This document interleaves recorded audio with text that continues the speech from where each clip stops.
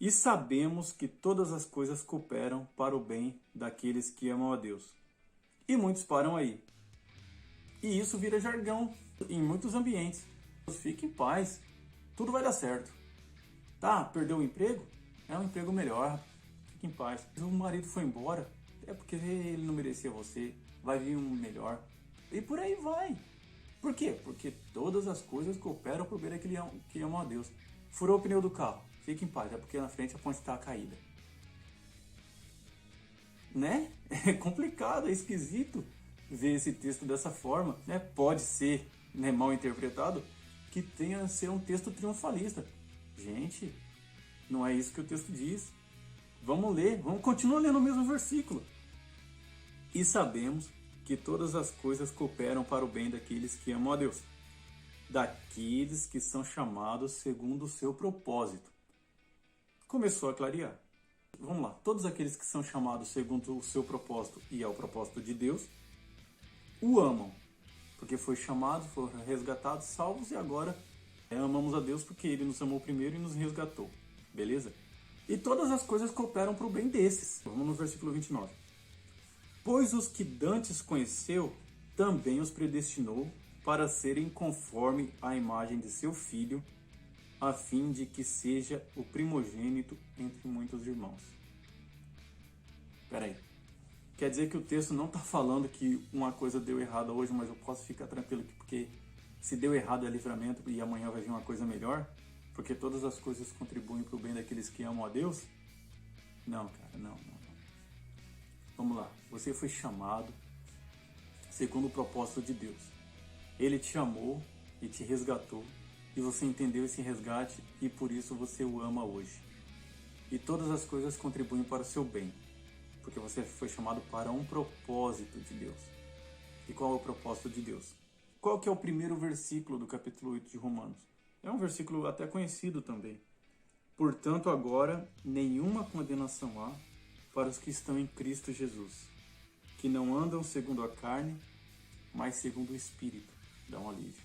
Porque o homem do 7 estava mal, mesmo sabendo da lei, mesmo tendo a lei na sua mente.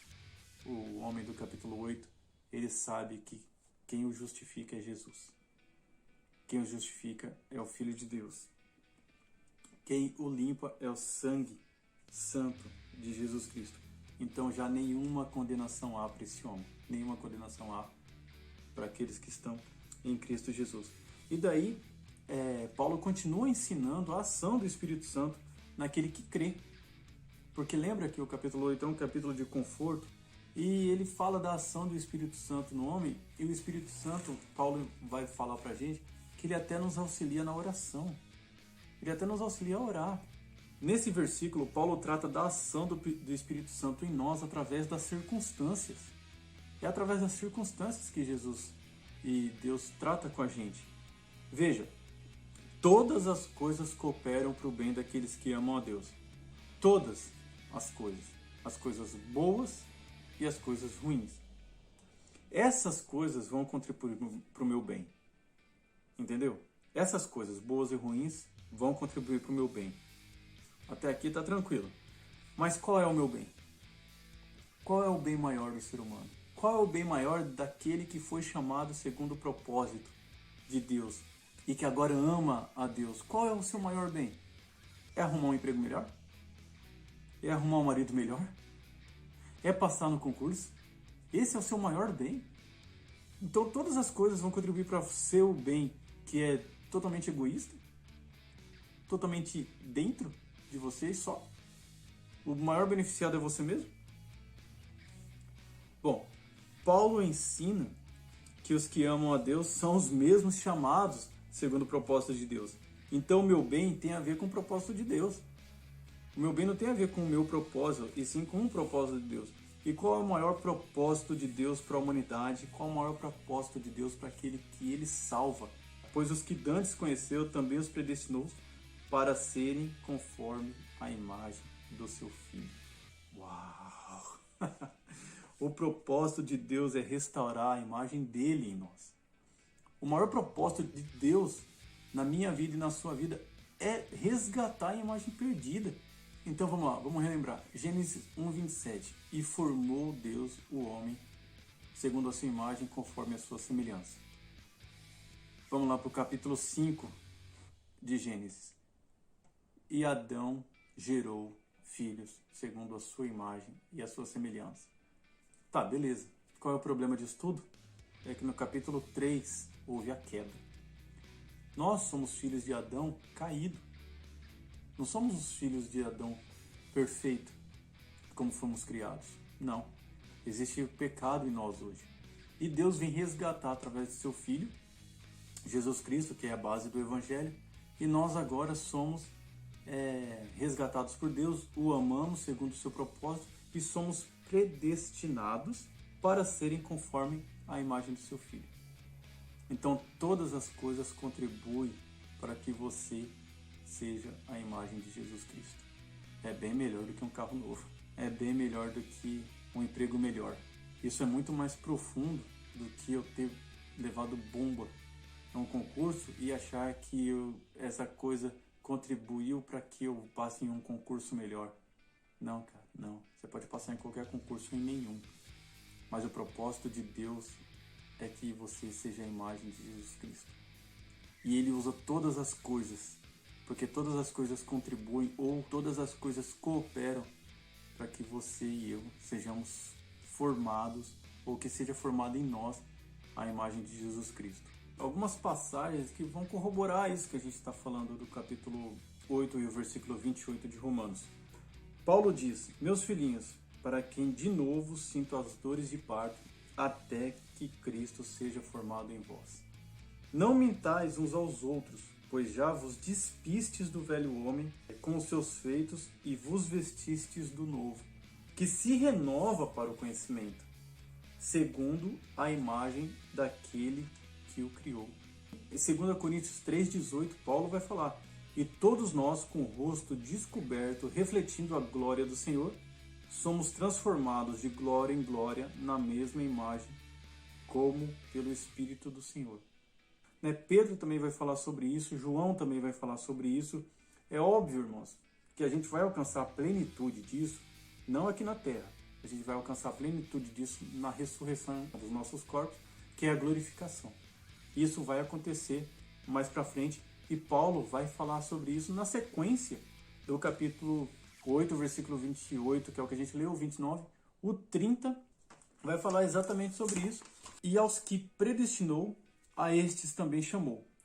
E aos que chamou, a estes também justificou. E aos que justificou, a estes também glorificou.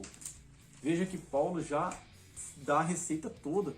E a gente para no começo do versículo 28. Porque todas as coisas contribuem para o bem daqueles que amam a Deus, então tudo que acontece de errado na minha vida, porque vai acontecer uma coisa melhor lá na frente. Não. A gente diminui o texto. Eu tenho uma frase comigo que é: quando a gente entende o texto bíblico errado, quando a gente interpreta o texto bíblico de forma errada, a gente diminui muito o texto. Quando eu trato todas as coisas contribuem para o bem daqueles que amam a Deus, e eu coloco isso de uma forma egoísta, que todas as coisas vão contribuir para que tudo na minha vida dê certo, eu diminuo para nada o que a passagem está me ensinando, que é: todas as coisas contribuem para que seja formado Jesus Cristo em você. Cara, se você passou por uma coisa boa, e nessa coisa boa você amou a Deus, nessa coisa boa você honrou e glorificou o nome do Senhor, você saiu dessa situação mais parecida com Cristo. E se você passou por uma situação ruim, e você segurou o refrão, não blasfemou o nome do Senhor, fez como Jó, né? Não colocou na conta de Deus as frustrações que você pode ter sentido, mas pelo contrário, você correu ao Senhor como socorro, como refúgio, para te fortalecer, como Paulo ensinou aos Filipenses, e aqui você se fortaleceu no Senhor nas coisas ruins, então essa coisa ruim também contribuiu para que você saia dessa situação mais parecida com Jesus, e os propósitos de Deus estão sendo cumpridos na sua vida. E o propósito de Deus é que Ele predestinou a todos que Ele chamou a serem feitos à imagem de Jesus Cristo. E a gente sabe que nesse mundo a gente vai sofrer um bocado, mas que na vida vindoura nós seremos plenamente parecidos com Jesus Cristo. Nessa vida não. Nessa vida é um progresso. É um dia depois do outro, de glória em glória, como é revelado em 2 Coríntios 3. Mas existe uma melhora real, substancial, visível, palpável, de testemunho nas nossas vidas. Nós temos que estar mais parecidos com Cristo hoje do que estávamos ontem, né? Porque isso é sinal de que o Espírito Santo está agindo na nossa vida. Vai ter escorregões, vai ter topada, vai ter cabeçada, mas a gente tem que sair dessas situações mais arrependidos, mais parecidos com Jesus, e aí o texto de Romanos 8 vai ser plenamente cumprido na nossa vida, e a gente vai estar bem tranquilo para permanecer em Cristo e glorificar o nome do Senhor e sermos formados à imagem de Jesus a cada situação, seja boa, seja ruim, porque todas as coisas contribuem para o nosso bem, sermos feitos à imagem de Jesus Cristo.